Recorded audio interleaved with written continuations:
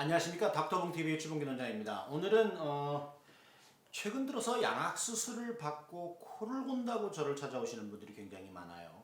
그래서 양악 재수술을 위해서 내원하시는 분들이 굉장히 많은데, 양악수술을 하면서 기도가 좀 좁아질 것 같은 수술 계획 혹은 기도가 좁아질 것 같은 환자분들의 골격 구조가 있을 때 코골이를 어느 정도 예방하기 위해서 시행할 수 있는 수술에 대해서 말씀을 드리도록 하겠습니다. 먼저 환자분의 엑스레이를 보시면 아래턱이 작아요.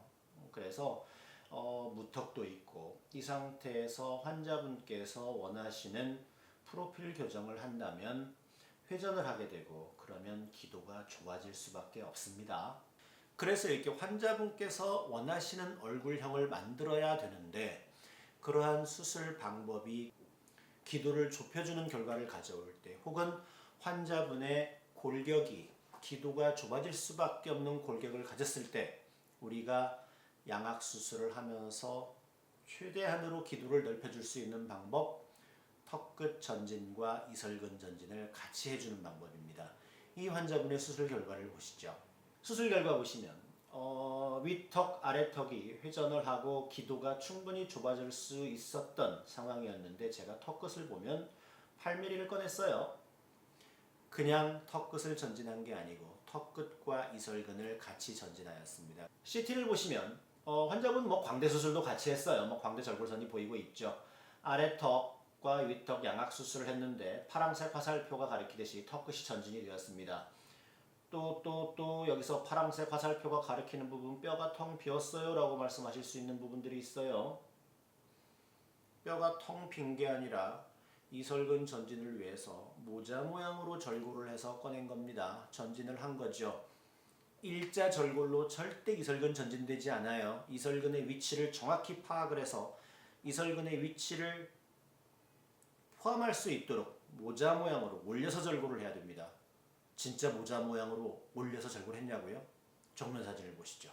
턱끝 절골 모양을 보면 모자 모양으로 올라가 있습니다. 아니, 입안의 절개 얼마나 하세요? 그러길래 앞턱 수술, 턱끝 수술은 절개가 2cm 정도 되죠. 2, 3cm 정도 되는데 어떻게 거기에다 톱을 넣어서 모자 모양으로 절골을 합니까? 그러는데 방법이 다 있습니다. 절골 잘 됐잖아요.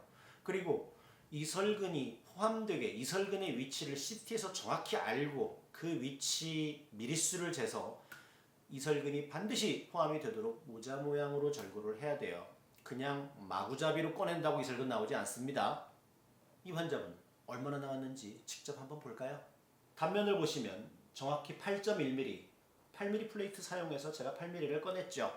자, 그래서 오늘은 양악 수술을 할 때 환자분의 골격 구조나 혹은 양악 수술의 수술 방법, 골격의 변화 방법상 기도가 좁아질 것 같을 때, 코골이가 생길 것 같다 싶을 때 우리가 이를 예방할 수 있는 이설근 전진을 동반한 턱끝 전진술을 양악 수술과 함께 함으로써 코골이를 예방할 수 있다라는 내용을 말씀을 드렸습니다.